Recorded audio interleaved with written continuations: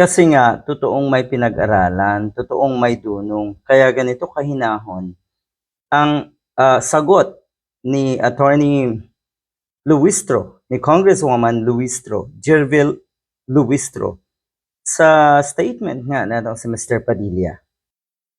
Unang-una nakikita mo may respeto. Hindi katulad, sa mga nasa paligid ng mga Duterte na, puro kawalang hiyaan, kabastusan, at pagmamarunong. Etong si Congressman Luistro ay totoong may alam, totoong may dunong, mahinahon, at level-headed talaga na matatawag, nag-iisip ng tama. Lahat ng kanyang sinasabi ay pawang katotohanan at alam niya na siya ay nasa panig ng tama, kaya confident siya. Mahinahon eh.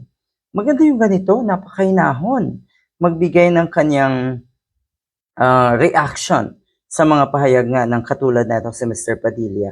Abay, etong si Padilla, ang galing, no? Ang galing mong magmarunong. Akala mo talaga, alam mo na lahat.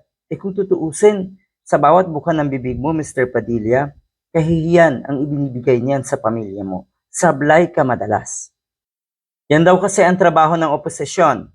Ayon kay Padilla na harangin at mag-oppose. So, ang sinasabi niyang harangin ay yung impeachment or para daw mag-convene nga ang Senado para sa impeachment trial ni Sara Duterte. Haharangin daw nila yan. O-oppose daw sila. Pero ang kasagutan kasi ni Congressman Luistro, hindi sapat yung pagiging opposition mo para pigilan ang paglilitis nga kay Sara Duterte. Hindi yan sapat. Dapat meron kang mas malalim na dahilan. Hindi sapat daw yung pagiging oposisyon. Ito yung paalala niya sa Kamara, suportado ng majority at minority ang impeachment. This is a political exercise. What is at stake is the best interest of the sovereign people or Filipino people. Yan ang totoo. Dahil dito sa Senado, nagiging barkadahan ang labanan dito eh. 'Di ba? Napabalita na papalit na naman ng liderato para nga magkaroon ng power kung sino man ang mapepwesto para pigilan itong impeachment trial ni Sara Duterte.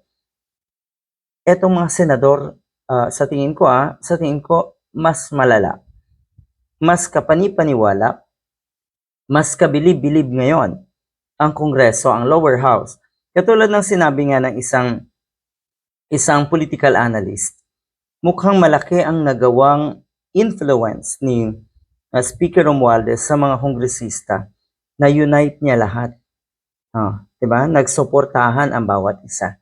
Ganyan ang totoong leadership.